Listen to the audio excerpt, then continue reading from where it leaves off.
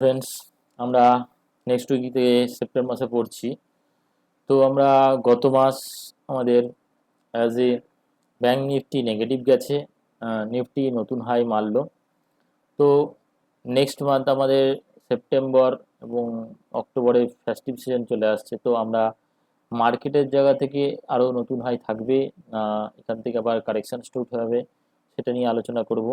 এবং আমরা যে স্পেসিফিক কিছু কাউন্টার, এফএমসি কাউন্টার নিয়ে আলোচনা করেছিলাম, তো সেটা নিয়ে আলোচনা করব।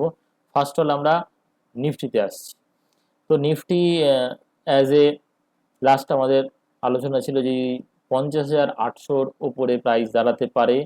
প্রাইস কিন্তু 51,500 পর্যন্ত যাওয়ার ক্ষমতা রাখে। তো এই সপ্তাহে আমাদের হাই হলো নিফটির,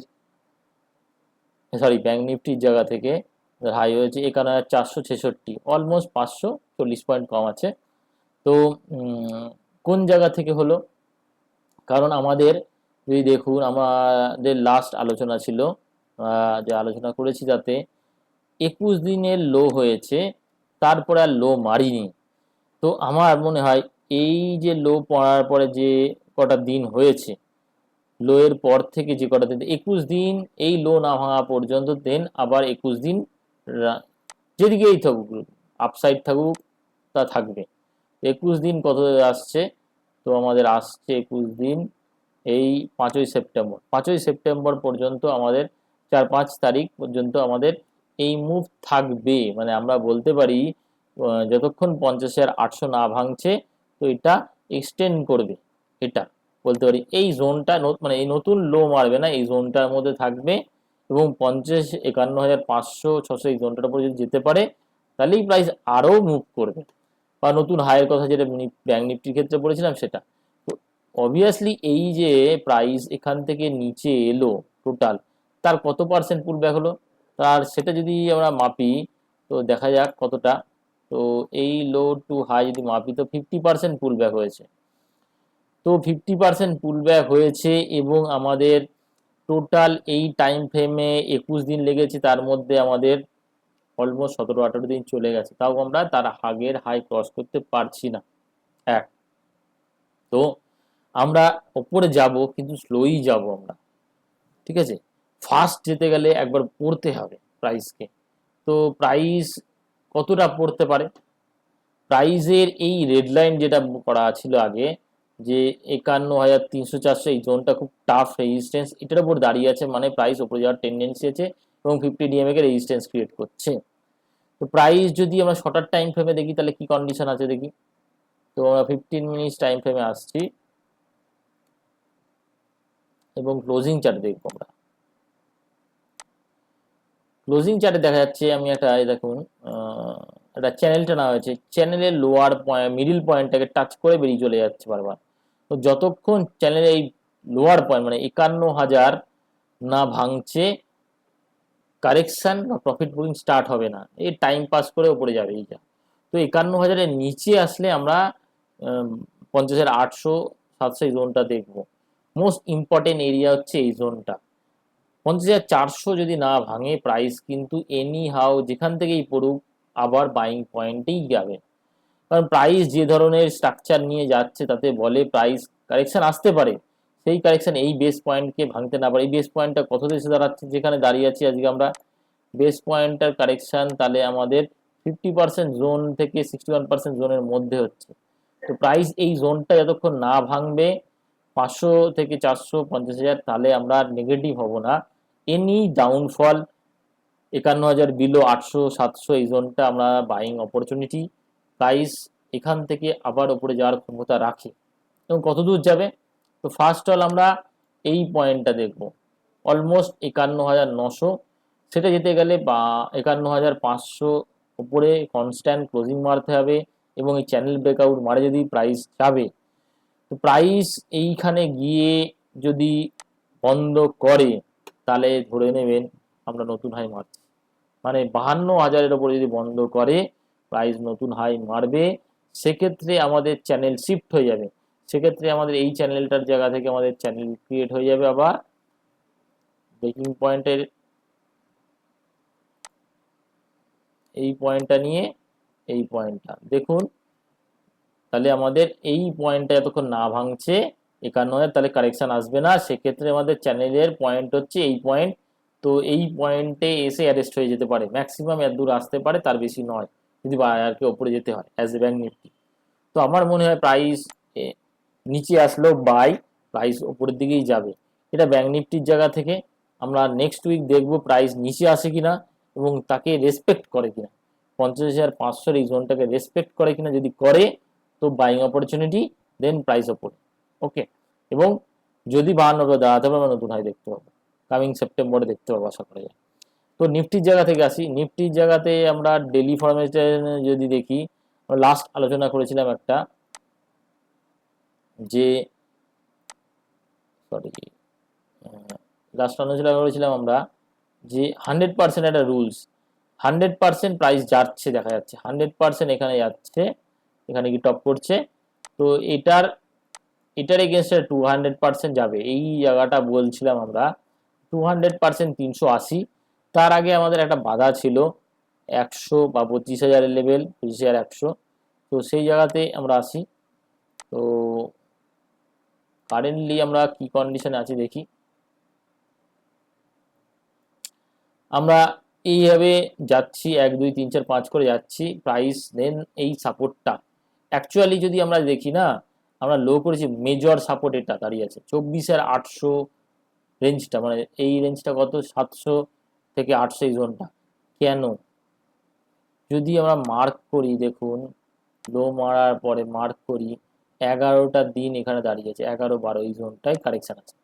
তো মোস্ট প্রবাবলি 800 900 এই জোনটার নিচে যদি না যায়, এবং কেন কেন যদি বলেন, তো দেখুন এই জোনটার লোটা দেখুন, এই 777 800 এই জোনটা ফাইনাল, মানে মোস্ট ইম্পর্টেন্ট এরিয়া। যতক্ষণ এই 700 800 এই জোনটা না ভাঙে ততক্ষণ আমরা বুলিশ। এবং কেন, এটা যদি প্রাইসের জায়গা থেকে দেখি, প্রাইস পুল ব্যাকের জায়গা থেকে দেখি, তো কত পার্সেন্ট পুল ব্যাক এরিয়া এটা, তো 81% পুল ব্যাক এরিয়া আছে 800 জনে। তো আমরা এখান থেকে প্রাইস ওপরে যাবে এই লো না যদি ভাঙে। তো আমাদের ফাইনাল টার্গেট আপাতত আমাদের 400 জনের কাছাকাছি। 400 জন কেন, দেখুন 300 আর 400 এই জোনটায়, এখানে 200% হিট করছে, এখানে 127% হিট করছে। এবং যদি এই দুটো মিড পয়েন্ট দেখেন তাতেও 350, মানে 350 থেকে 400 এই জোনটাই আগামী দিনের টার্গেট। প্রাইস ওখানে পৌঁছাবে, এনি কারেকশন বাই করতে পারি। যদি প্রাইস নিচে আসে তাহলে কন্ডিশন কি, ছোট টাইম ফ্রেমে গিয়ে দেখি।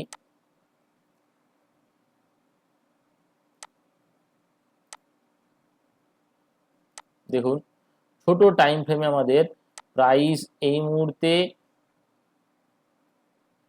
এইখানে লেভেলে আছে। তো কত আছে আমাদের 235 কাছাকাছি, 25,235। তাহলে আমাদের এই জোনটা ক্রস করতে এই 78 মানে 25,075 থেকে 25,130, মানে টোটাল এই পয়েন্টটা, এই এরিয়াটা ক্রস করতে অনেক খেসারত দিতে হয়েছে, টাইম লেগেছে। এই জোনটা আগামী দিনে সাপোর্ট হবে, এই জোনটায় প্রাইস, এই জোনটায় আসলে কিরম রিয়াকশন করে দেখতে হবে। যদি আসে বাইং, স্টপ লস এই লোটা, এই লোটা কত আছে, মিনিমাম স্টপ লস এটা 25,000 লেভেল। শর্টার টাইম ফ্রেমে বলছি, লঙ্গার টাইম ফ্রেমে যদি কারেকশন হতে হয় 24,800 লেভেল ভাঙতে হবে। শর্টার টাইম ফ্রেমে প্রাইস একবার নিচে আসবে, মেবি 130 বা 25,000 এই জোনটার কাছাকাছি এসে প্রাইস ওপরে যদি যায়, তাহলে প্রাইস ওপরে গেলে অবশ্যই ওপরে 350 থেকে 400 এই জোনটার কাছাকাছি হিট করলে প্রফিট বুক করা উচিত। যতক্ষণ 400-র উপরে বন্ধ করবে না, নেক্সট আমাদের র্যালি কন্টিনিউ করবে না। কিন্তু প্রাইস এটা বলছে ওই জায়গা যাবে, প্রাইসের 25,000 না ভাঙলে ওই জায়গা যাবেই, এটা ধরে নিতে পারে। তো প্রাইস পড়লেও পাই, প্রাইস উঠলে ওই জোনটার কাছাকাছি আমাদের প্রফিট বুক করতে হবে। এবার আসি, আমরা লাস্ট আলোচনা করেছিলাম, তো এনি ডিপস আমাদের এখনো বাই, যেটা কন্ডিশন আছে সেটা এখনো, যদি প্রাইস নিচে আসে বাই করা যায়। তো আমরা লাস্ট হচ্ছে হিন্দ ইউনিলিভার,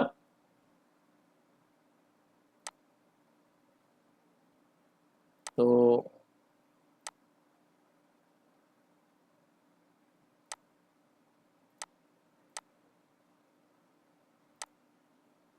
কি কন্ডিশন, তো হিন ইউনিলিভার আমাদের প্রাইস 38% ক্রস করে ওখানে দাঁড়িয়ে, তো ওখান থেকে কারেকশানে আছে, লাস্ট 3 দিন কারেকশান হয়েছে, প্রাইস এর ওপরে দাঁড়াতে পারলে প্রাইস আরও ওপরে যাবে। তো সিচুয়েশন বলছে প্রাইস ওপরে যাবে, কিন্তু এদের প্রাইস অন্তত 2900 যাবে। ম্যারিকো দেখি,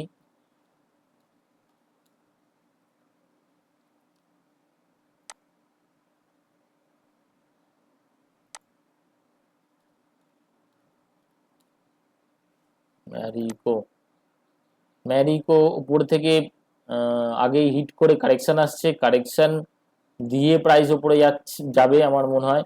তো কারেকশনের লেভেলে যদি থাকি আমরা, মিনিমাম এই লেন্থ থেকে কারেকশন আসে যদি, তো অলমোস্ট এইখানে এসেই থামবে আমার মনে হয়। এই গ্যাপটা আছে, এই গ্যাপটা ফিল আপ করার জন্য আসছে হয়তো, এখানে এসে থামবে, তারপরেই কারেকশন হবে।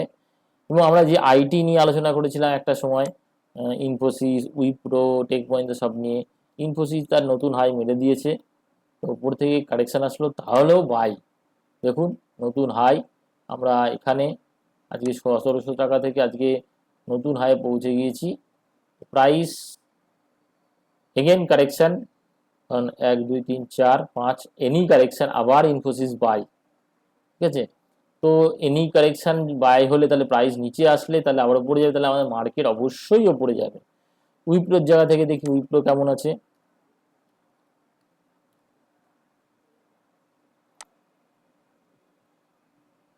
তো উইপ্রো দেখুন এই কারেকশন কমপ্লিট করে, তো আলটিমেট প্রাইস এখান থেকে কারেকশন কত দূরে এসে 61% জোনে এসে প্রাইস আবার উঠছে 538 টাকা। তো প্রাইস আমার মনে হয় আরও ওপরে যাওয়ার ক্ষমতা রাখে। প্রাইস এখান থেকে যে পুলব্যাক হলো তার কারেকশন কতটা হলো দেখুন,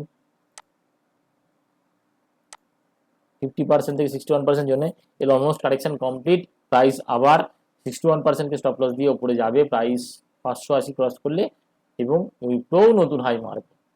তো আমরা as a IT FMCG correction হয়ে আবার একটা সেকশন যাচ্ছে, আইটি যাচ্ছে, এইভাবে আমরা প্রাইস মনে হচ্ছে ওপরের দিকে যাবে। তো সিলেক্টেড ব্যাংক আবার শুরু হবে, যদি ব্যাংকের যদি 51,500 ক্রস করে তারাও যাওয়া শুরু করবে আমার মনে হয়।